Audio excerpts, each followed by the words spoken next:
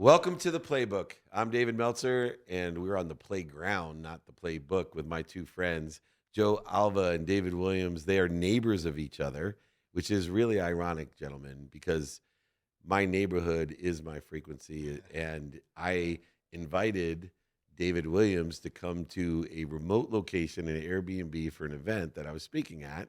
And graciously enough, as Joe Alva is in my neighborhood, he said, yeah, of course, whatever neighbors you want to join, just invite your neighbors to my neighborhood. And in this temporary neighborhood, uh, who are the two people that are most attracted to each other? And he ends up spending the night and staying over and eating So free food. the I funny thing, expected the free food thing, Joe, but these guys are actually neighbors. And I think Yeah, it massage in the represents, morning too. right.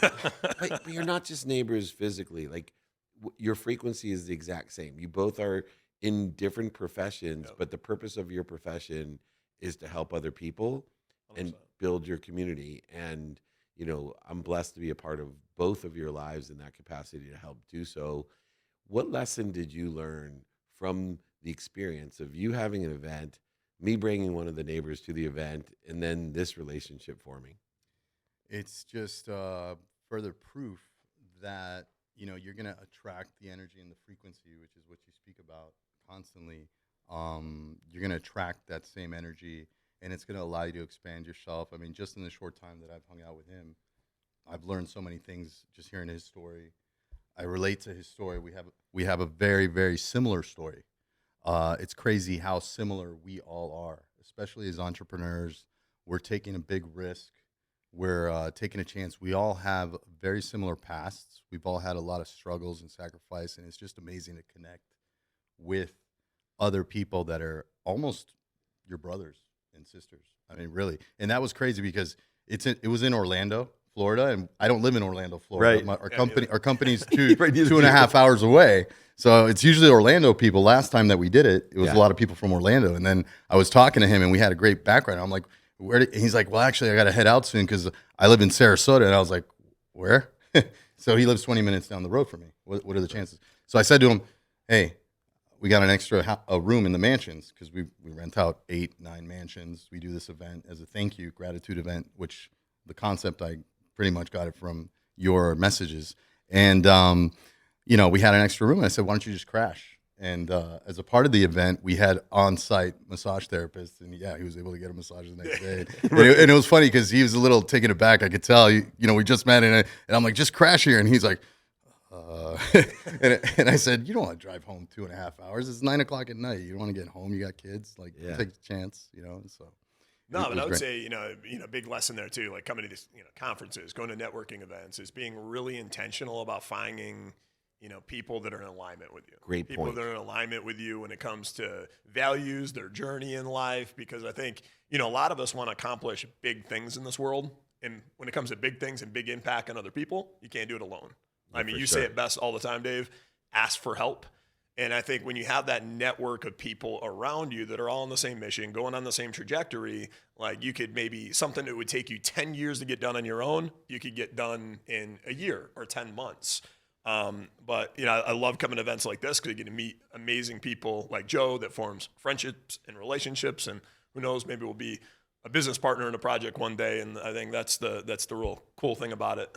What's really cool too is that, David, you have started, and Tim Story and I are part of the Fifth Degree, Yep. which is a degree that happens outside of our formal education.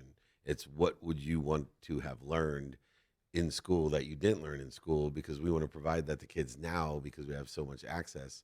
Your community that existed already is a Fifth Degree community, Yeah. right? They're all, a lot of them didn't have even a formal education, and the ones that didn't learn what they needed for life in school, Right. like you, Right. right? And it may even disappointed our people. Speaking in the context of the Fifth Degree, and your business, Poseidon, that you've worked with for so long to build not only a very successful business but community.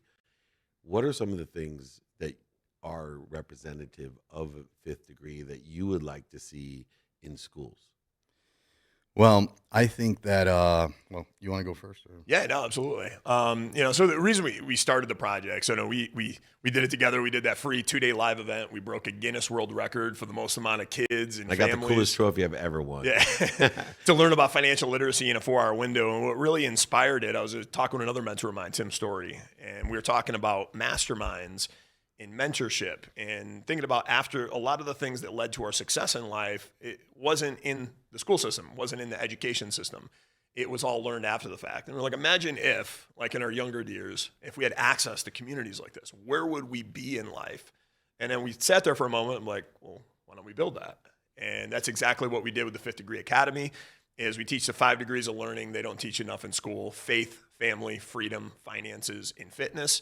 And we try to bring in influencers, celebrities, and experts to influence and excite kids around education, teaching things like entrepreneurship, money management, having a relationship with money. Because you think about things, even money, for example, one of the most important things on the planet, there's so many money myths, like money's the root of all evil. But if you read the Bible, it says the worship of money is the root of all evil. But I think more good people in the world need money and have to have a better relationship with it, and maybe redefine the American dream, because too many of these kids are trying to keep up with the Joneses, get that new house, get that new car. They're starting out with $100 grand in college debt, and before you know it, they're falling into a statistic where right now I think it's 78% of Americans under the age of 26 have subprime credit scores and they're living paycheck to paycheck. But what if there was a different way? What if you took advantage of a new home buying program, bought yourself a duplex, and you maybe rented the other half out or Airbnb'd it? And you don't have to be an entrepreneur, but you could take the passive income from side A, pay for all your living expenses, pay for that car, and now when you go into your W-2 job, that's all gravy. So now we're taking and creating this shift. Instead of putting kids into the debt trap, we're taking kids and putting them in a place where they're thriving in life rather than just trying to survive. And you were able to do that yourself, Joe, without a 5th degree. Right. I was, I don't know, I've been very blessed. I grew up with a mom working 3 jobs and just really great people around me. But I always had like a voice in my head, So I was very lucky. Had a voice in my head. And he's absolutely right. Like, how many people know, raise your hand, that, you can buy a house and finance it as your own home as long as it's not more than, not a house, but an apartment building, as long as it's not more than 4 units, right? And you can qualify with a first home loan, 3% down. Nobody knows that. Why aren't they teaching that to us, right? No, why aren't they teaching us these things? And it's because I think, the institution wants to keep us kind of dialed into being more like worker bees and not thinking. Yeah, that, I think, too, if you look at, we just came out of a pandemic, but I think the pandemic that people don't realize it's still going on is the one in our education system. Right. Like, you look at kids going out there, we're not teaching important critical factors to thrive in life, like emotional intelligence, how to manage. You got the IQ, but nobody teaches kids about the EQ. And I think those things are very symbiotic and they go hand in hand. We're not teaching kids, we took values out of the schools. Core values are the foundation of somebody's life on what to live by. And so many kids are going out there graduating and they don't even know what it's like in their heart to commit an act of philanthropy. So those are some of the things that we do in the program too, is we bring them in and show them what it's like to give and be a giver in this world. Because I believe that, the more hearts and minds we can change. Look at Mother Teresa. One woman created this ripple effect that changed thousands and thousands and thousands of lives together. So that's really the goal of our program, is if we can even reach one kid that becomes that next Mother Teresa that wants to go out there and impact the world that wouldn't otherwise have done it and maybe gone down the wrong road like my brother did. That was a big inspiration for the program too, is I had a brother. They say you're the average of the 5 people you surround yourself with the most, right? I was a kid. I didn't even have 5 friends. I was a little bit different. You're my brother, safe. Yeah, he had the wrong 5 friends. And we both had great parents, but sometimes parents isn't enough. Sometimes it takes a village. And he went down the wrong path with the wrong people. We couldn't save him, and he's no longer with us. So I figured with this program, if we can get to the Dave Williams of today, if I could get to the Gary Williams or the future Gary Williams of tomorrow, like I wish I could have earlier on, that makes it worth everything for this program. And what's remarkable today is that education, formal secular curriculum, is so expensive. And yet a lot of the scholarships go unused. A lot of the support goes just like the 3% first-time buyer opportunities that exist.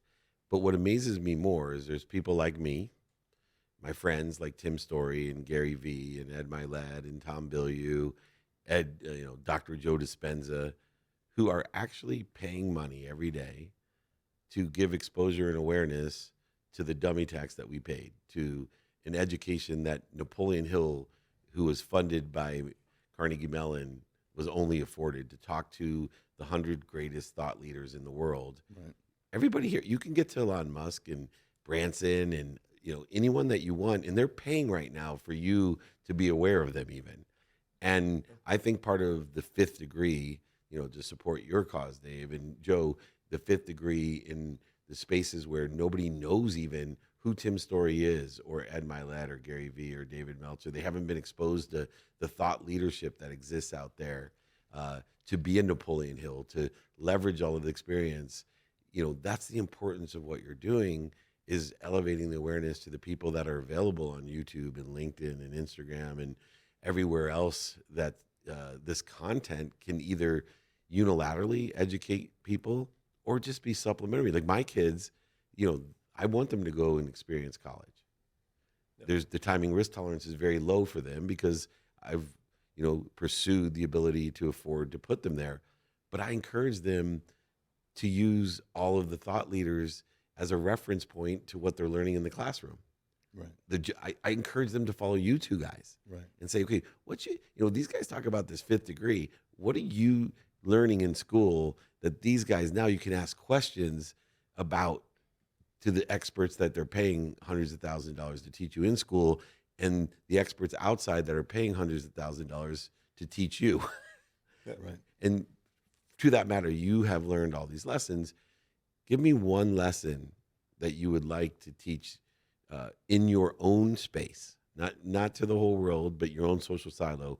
If you could have, you were talking about your brother, if I could just find that, what's that one thing that you'd like to get across to your social silo? Yeah, I would say the one thing for me, and this goes back to like a parable that another mentor, Tim Story, likes to share. It's, first and foremost, helping kids to really discover their why and purpose. Because I think there's so many kids that don't have a why and purpose to chase. And once you find that like deep within, like you go all in on that. And I think that leads to a life of greatness. But I think most importantly is also understanding is that doesn't happen overnight. We live in this world of instant gratification where you look at social media and you see guys on a Lambo, you see all these things, well, I can become instant rich. It doesn't happen that way. And what Tim teaches is having a farmer's mentality.